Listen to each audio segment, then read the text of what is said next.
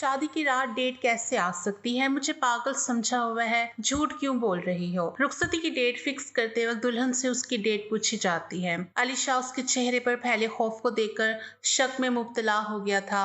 ये तुम्हारी गलत फहमी है कि तुम्हारी बात पे यकीन करके सो जाऊंगा। पहले चेक करूंगा, अगर तुम्हारी बात झूठी निकली तो तुम्हें सजा बहुत बड़ी दूंगा। ये कहकर निशा ने उसके अरूसी लहंगे को अली अपने पहलू में बैठी उस छोटी सी दुल्हन को देखे जा रहा था, जिसका पूरा वजूद कपकपा रहा था।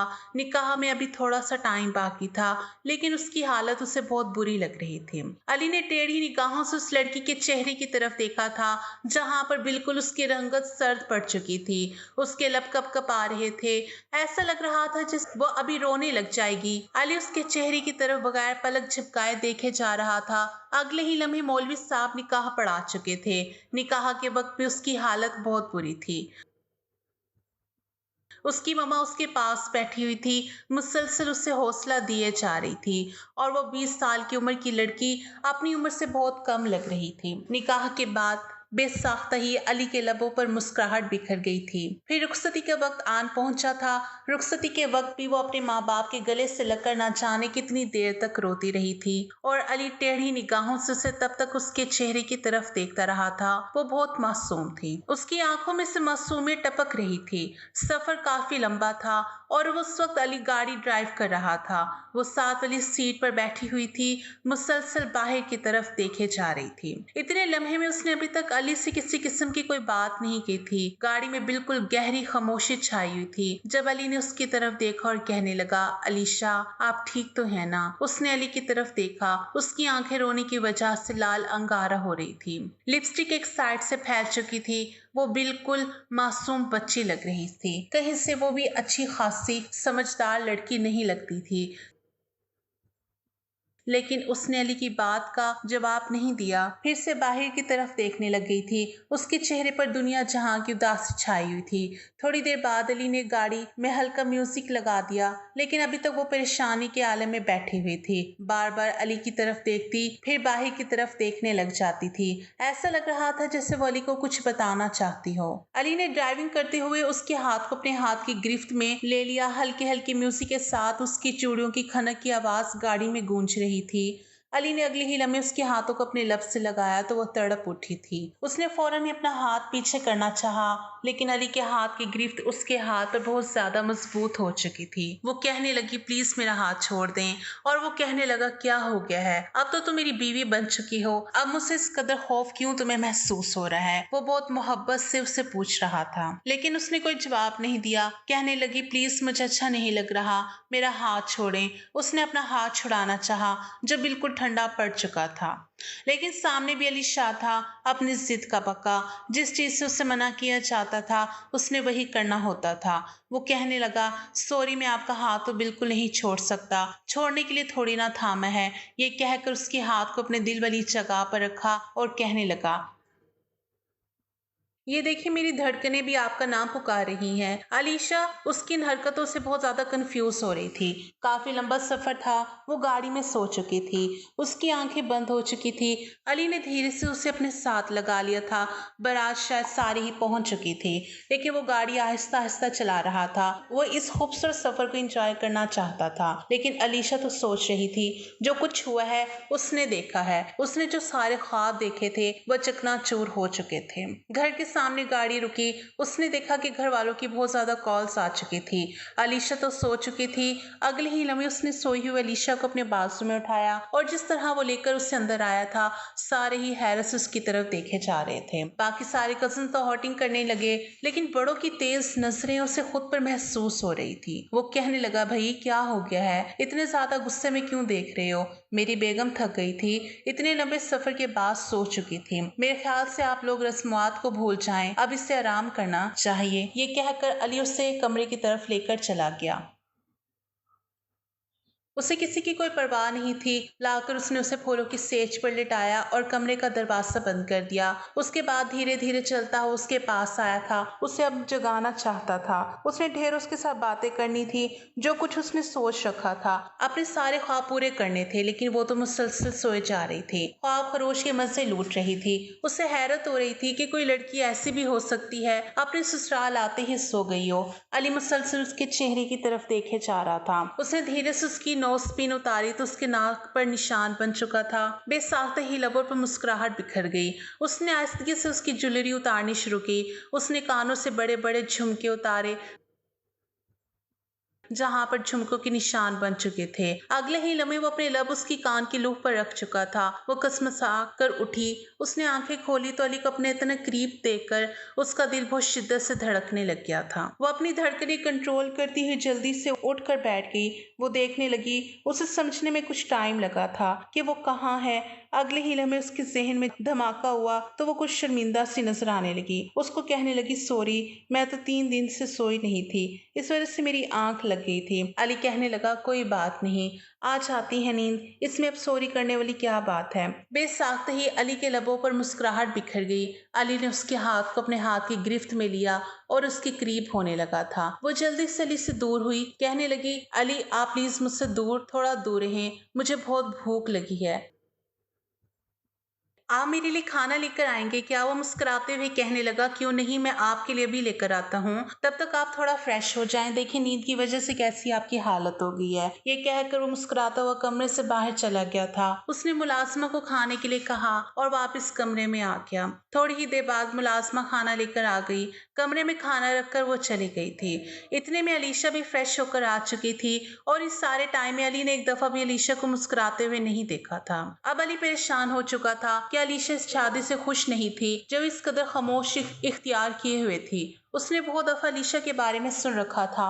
वो बहुत ज्यादा शरारती है और बहुत ज्यादा बातूनी है, लेकिन उसने अभी तक एक दफा भी नहीं बात की। अब तो अली को ये वहम होने लग गया था कि शायद वो अलीशा को पसंद नहीं आया, जिसकी वजह से वो उससे कोई बात नहीं कर रही, उसे मुंह नहीं लगा रही। खाना खाने के बाद वो कहने लगी, मैं बहुत ज्यादा थकी हुई हूँ, मुझे सोना है। उसकी आंखों में नींद बिल्कुल नहीं थी, लेकिन उसके बावजूद वो अली को सोने का बोल रही थी।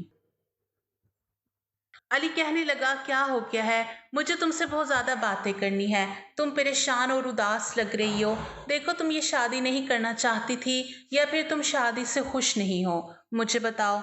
लेकिन अली की बात सुनकर वो कहने लगी, नहीं ऐसी बात नहीं है, मैं बहुत ज्यादा थक गई हूँ, इस वजह से मुझे सोना है। अली ने उसकी तरफ देखा और कहने लगा, देखो सोने के लिए तो रात नहीं होती ना, तुम सोने की बात कर रही हो।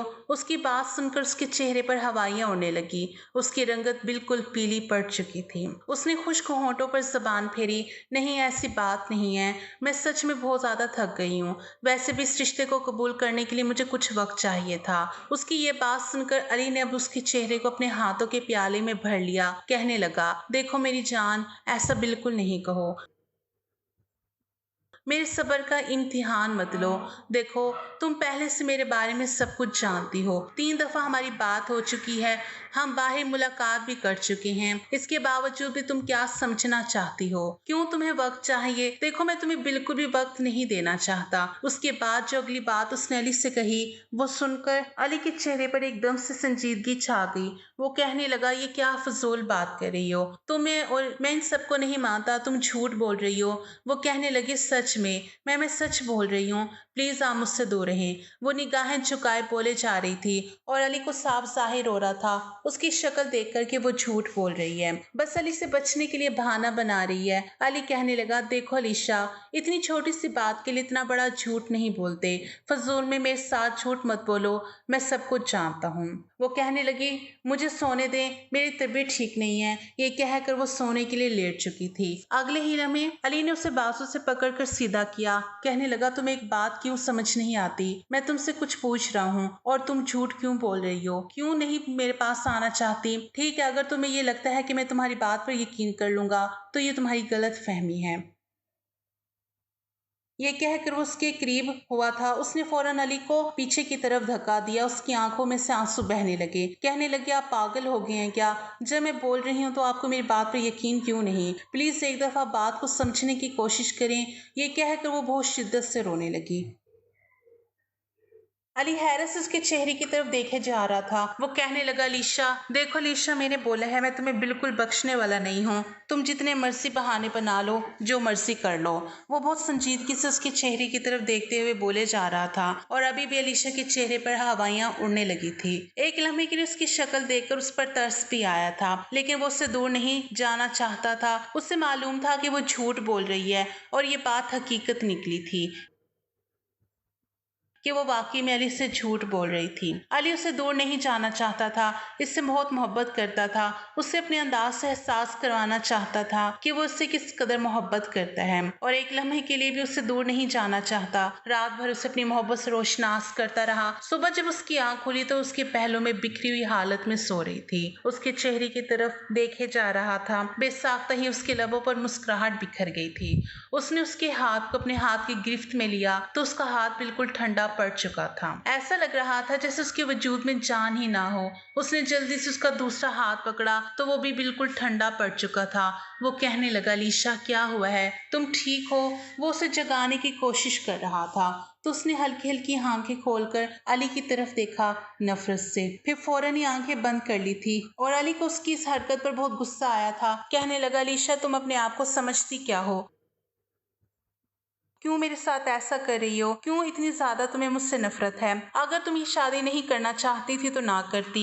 मैंने कोई जबरदस्ती नहीं की थी। और इतना बड़ा इस बात का इश्यू क्यों बना रही हो? जो कुछ होना था वो हो चुका है। खबरदार जो तुमने दोबारा से कोई ड्रामा लगाने की कोशिश की। वो गुस्से में चिल्लाता हुआ बोले जा रहा था और उसका ये रवैया देखकर अलीशा को बहुत ज्यादा अफसोस हो रहा था। रात को तो उससे बहुत ज्यादा मोहब्बत से पेश आ रहा था, लेकिन जैसे ही उसका अपना मतलब पूरा हो चुका था तो वह इस कदर से गुस्से में बात कर रहा था। वो कहने लगा, शाबाश, अब जल्दी से उठ जाओ, सब हमारा नीचे नाश्ते पर वेट कर रहे होंगे। जल्दी से फ्रेश होकर नीचे आ जाओ।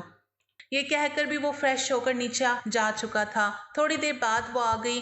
आखिर सीढ़ी पर ही थी जब अचानक उसका सर चकराया और वो वहीं गिरकर बेहोश हो चुकी थी। उसे यूं बेहोश होता देखकर फौरन अली वहीं पर नाश्ता छोड़े भागकर उसकी तरफ आया। उससे अपने बाजू में उठा लिया। उसका वजूद बिल्कुल ढीला पड़ चुका था। सभी बहुत ज्यादा परेशान हो चुके थे। सारे हवेली वाले इकट्ठे हो चुके थे। लाकर उसने उसे बेड पर लिटाया। फौरन ही डॉक्टर को कॉल कर दी। थोड़ी ही देर बाद डॉक्टर आ चुकी थी। उसका चेकअप करने के बाद कहने लगी, देखिए इनकी कंडीशन बहुत खराब है, आप इन्हें अस्पताल लेकर जाएं। वो इस परेशानी के आलम में डॉक्टर से पूछने लगा कि इससे हुआ क्या है। डॉक्टर कहने लगी, देखिए वो बहुत ज्यादा खौफजदा हैं, जिसकी वजह से बहुत ज्यादा डिप्रेस्ड हैं, टेंशन में हैं, इनके दिमाग पर असर पड़ रहा है। ये बिल्कुल भी अच्छा नहीं है, आप इन्हें फौरन अस्पताल लेकर जाएं। अभी भी इनकी कंडीशन बिल्कुल ठीक नहीं। डॉक्टर की बात सुनकर अली बहुत ज्यादा परेशान हो गया था। कल रात के अली के रवैये की वजह से वैसी हो गई थी। अब अली को खुद पर गुस्सा आ रहा था। उसे ऐसा रवैया नहीं इख्तियार करना चाहिए था। वलीमे के फंक्शन में भी वो बिल्कुल उदास और खामोश लग रही थी, जबकि वो पहले शादी से बहुत ज्यादा खुश थी, लेकिन अचानक वो ऐसी हो गई थी कि उसकी तबीयत बिल्कुल ठीक नहीं लग रही थी। और उधर वलीमे के फंक्शन के दौरान वो वापस कमरे में चली गई थी। उसकी मम्मा ने उसे अपने कमरे में बुलाया। कहने लगी, अली बेटा देखो, अलीशा की तबीयत इस कदर खराब हो चुकी है, मुझे नहीं समझ आ रही इससे अचानक से क्या हुआ है। मैंने उसके घर वालों से बात की है। वो कहने लगी, शादी से पहले तक तो बहुत ज्यादा खुश थी, मेहंदी की रात तक भी बहुत ज्यादा खुश थी, लेकिन अचानक से पता नहीं क्या हो गया, ऐसे हो गई है, बिल्कुल खामोश खामोश। मेहंदी के बाद भी और बारात वाले दिन भी। हमें नहीं समझ आ रही कि अचानक से इसे क्या हो गया है। अब तो ये बात मेरे लिए भी परेशानी का बायस बन चुकी थी। अगर वो शादी से पहले बिल्कुल ठीक थी तो अचानक से उसे क्या हो गया था, इस बारे में तो सिर्फ अलीशा ही बता सकती थी मुझे। रात के वक्त मैं कमरे में दाखिल हुआ तो वो बेड पर पाँव से टेक लगाए मुसलसल सामने दीवार को घूरे जा रही थी। उसकी आंखें लाल अंगार हो रही थी। वो उसके सामने बैठ गया, उसके हाथ को अपने हाथ की गिरफ्त में लिया तो उसने फौरन ही अपना हाथ पीछे खींच लिया। कहने लगी, आप बुरे हैं। आप मर्द लोग होते ही बहुत बुरे हैं। पहले अपने मतलब पूरा करते हैं, उसके बाद पाँव की जूती बना कर रखते हैं। बीवी को ये कहकर वो गुस्से में अली की तरफ देखी जा रही थी और अली को हैरत हो रही थी उसकी ये बातें सुनकर। उसके दिमाग में ऐसी बातें कहाँ से आई थी। वो कहने लगा, अलीशा ये तुम कैसी बातें कर रही हो? प्लीज मुझे बताओ तुम्हें क्या हुआ है? तुम ऐसी बातें क्यों कर रही हो? देखो तुम्हें मुझसे कोई शिकायत है तो बताओ। तुम उस रात की वजह से परेशान हो? वो नरमी से पूछे जा रहा था। उसके चेहरे को अपने हाथों के प्याले में लेता हुआ उसने फौरन ही अली का हाथ पीछे की तरफ झटक दिया। कहने लगी, प्लीज मैंने आपको बोला है ना कि मुझसे दूर रहें। वो कहने लगा, तुम पागल हो गई हो क्या? मुझे बताती क्यों नहीं हो कि ऐसा तुमने रवैया मेरे साथ क्यों इख्तियार किया हुआ है? मुझसे क्या हुआ है? क्या गलती हुई है? देखो सब लोग मुझे कसूरवार ठहरा रहे हैं। सब लोग कह रहे हैं कि शादी से पहले तो वो बहुत ज्यादा खुश थी। सबको ये लग रहा है कि मैंने तुम्हारे साथ ऐसा कुछ किया है जिसकी वजह से तुम इस कदर परेशान हो चुकी हो। देखो अलीशा मुझे बताओ। बहुत ही मोहब्बत से उसे पूछने की कोशिश कर रहा था। वो कहने लगी, मुझे नहीं करनी थी तुम्हारे साथ शादी। उसकी आंखों में आंसू बहने लगे। वो कहने लगी, तुम्हारे साथ तो क्या, मुझे किसी के साथ भी शादी नहीं करनी थी। तुम लोग बहुत बुरे होते हो, बहुत बुरे। वो रोते हुए बोले जा रही थी और वो परेशान हो चुका था।